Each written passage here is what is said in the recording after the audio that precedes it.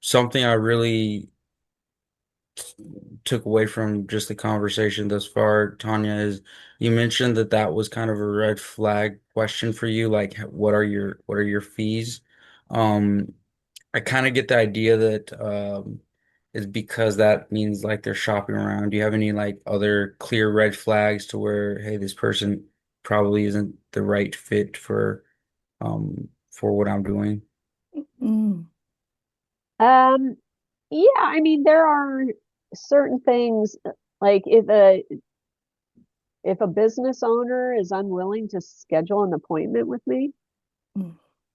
and basically says no, just call me, and if I pick up, I pick up type of thing, but they're not willing to actually schedule an appointment. It's just a for me, they're not treating me as the professional that I am. You wouldn't call a doctor or an attorney or a CPA or any other professional. You wouldn't say, no, I'm not going to set an appointment with you. I'll just show up when I want to, and you need to, Oh. be available. Or no, you call me, and if I can, I'll pick up the phone type of thing. It's so there's a certain level of professionalism and respect that I believe I've earned after being in this business for close to 20 years. And so if people don't treat me with that level of respect, it's not going to be a good fit because I'm at a stage in my career where I do business with people that I want to.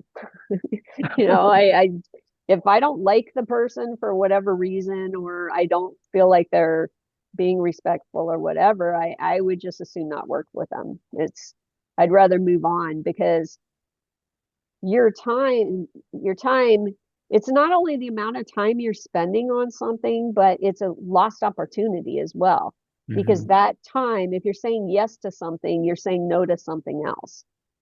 And so I would much prefer when I encounter somebody that I don't feel is going to be a good fit, or let's say, their books, they won't give me the tax returns. They say, no, I'm not giving you my tax returns. I'll give you my P&Ls and balance sheets, but I won't give you my tax returns. Okay. Mm. Well, that's not how we work. So we're obviously not a good fit. And I'm okay with that because I don't want to get into a situation where I've valued their business based on P&Ls and balance sheets that have been provided. And then I'm marketing the business. We get buyers involved. Now we have good buyers who are wanting to make offers. They want to see the tax returns. And then I have a seller that either will not produce them, or what's even worse sometimes is they produce the tax returns, but the tax returns look nothing like the P&L. And so example of that was a guy I was working with or contemplating working with, and he was a contractor. His P&Ls showed revenue of like slightly over a million gross revenue, and his tax return showed 600,000 in gross revenue. Mm. Mm. And so when I did the initial evaluation, SDE calcs and all of that off of the P&L, he had about a $350,000 profit. But when you start off $400,000 less of top line revenue, that Oh. 350,000 net profit now becomes a negative. Mm. And I can't sell a business that, or I won't attempt to sell a business that is upside down in that small business range.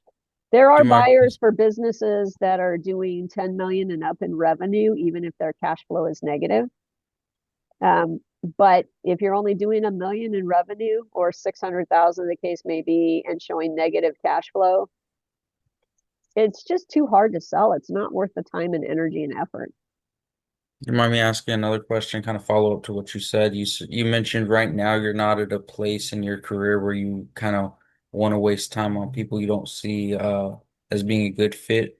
Is that something you had to learn over time, or was there a time in your career where you say, you know what, I feel like this would be valuable for me to take, whereas now you just have different priorities. So when early on in my career, I'm a type of person, I'm a very service oriented person. I like helping people. Okay. So it's in my nature to help people. And what I found is that there are a lot of people that, if the business cannot be sold, no matter how hard I try to help them, it's just not. And it's not a good use of my time. And it took me a lot of years to learn that. Oh, There are just certain businesses that are not saleable for one reason or another. And so now instead of spending my time and energy trying to do that, which really is not helping the seller either, what I found is actually more helpful to the seller is educating them on what will make the business more saleable and having them address that. Because if they keep doing the same thing over and over, they keep producing tax returns that are showing negative or showing losses because they don't want to pay any taxes, that doesn't make the business become any more saleable. And so I found that it's more beneficial to both them and to me if I spend the time educating them and just teaching them more about what buyers are looking for in a business and how they can actually improve their business so that it becomes saleable. Now that's doing them a much better service than how I was doing it in the past. Does that make sense? yes, 100%. Yeah. yes. So, no matter who they are, I try and lead them in a better place. Um, Everybody I cross paths with. I think that in life you cross paths with people for a reason. Either they have something to learn from you, you have something to learn from them, or more than likely it's both.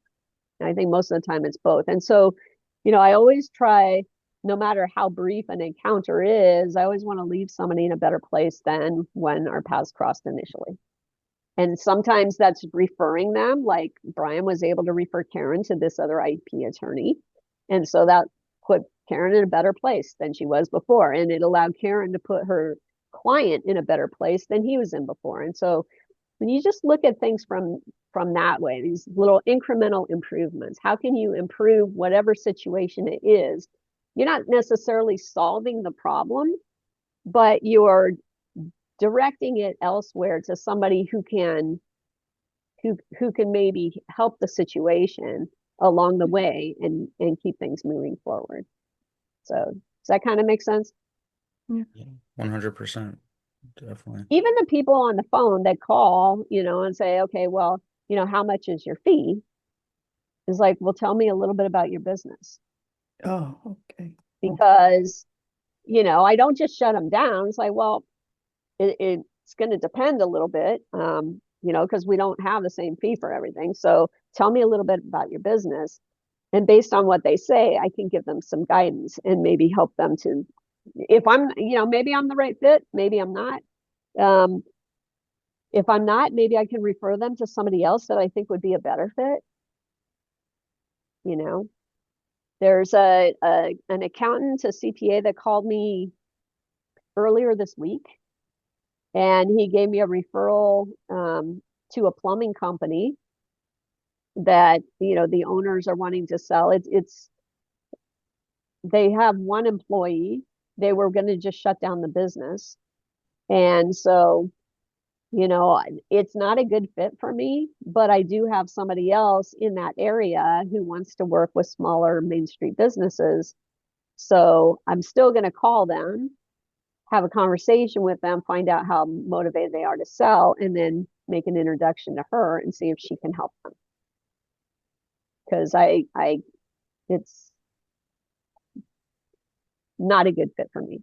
So, but after you are in the business for a while, you just figure out kind of what kind of businesses you want to work with, what kind of businesses you don't want to work with. Um, I rarely do anything that is retail, like a convenience store, a liquor store.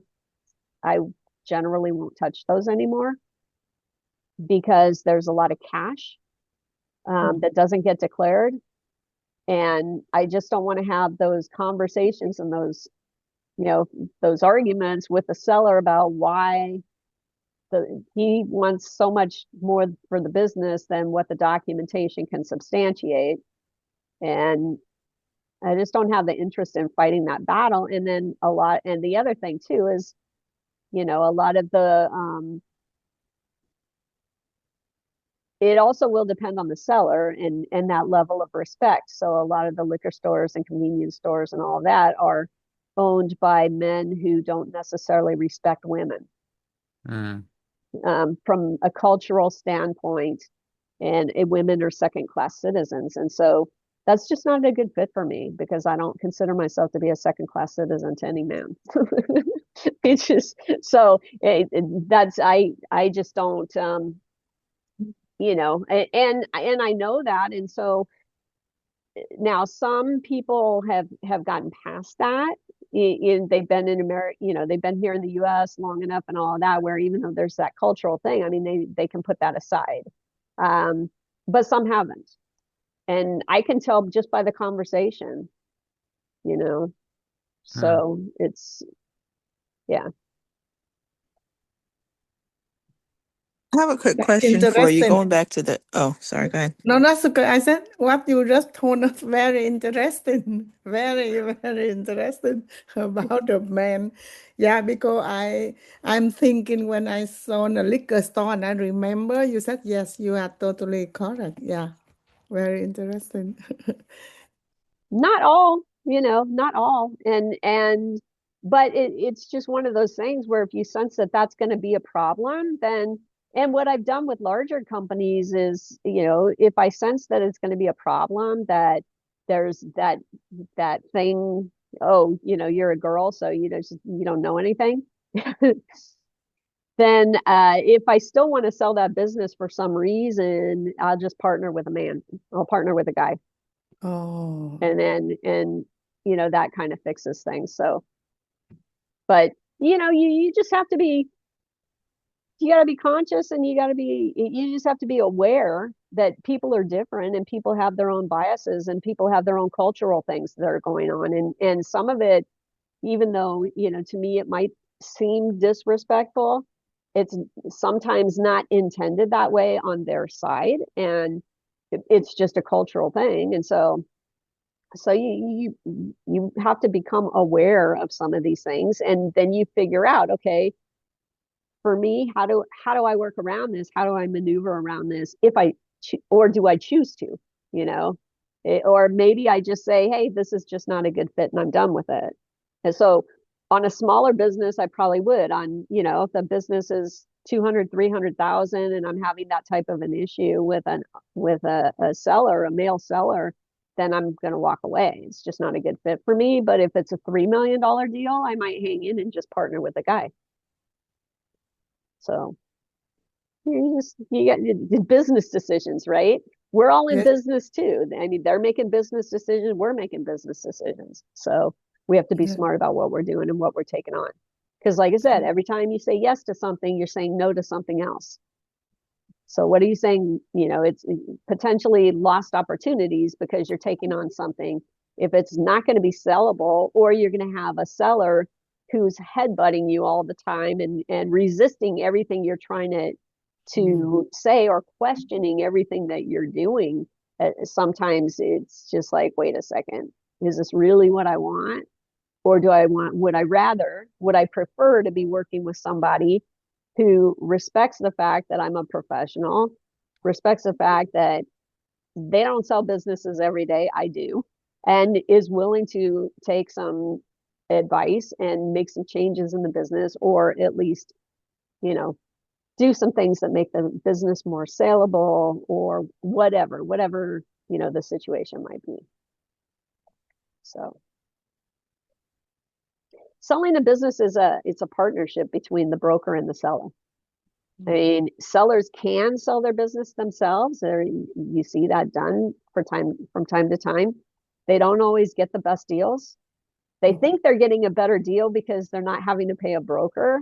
But when you actually look at how the contracts end up, a lot of times they're really not doing themselves any great service by selling it themselves. So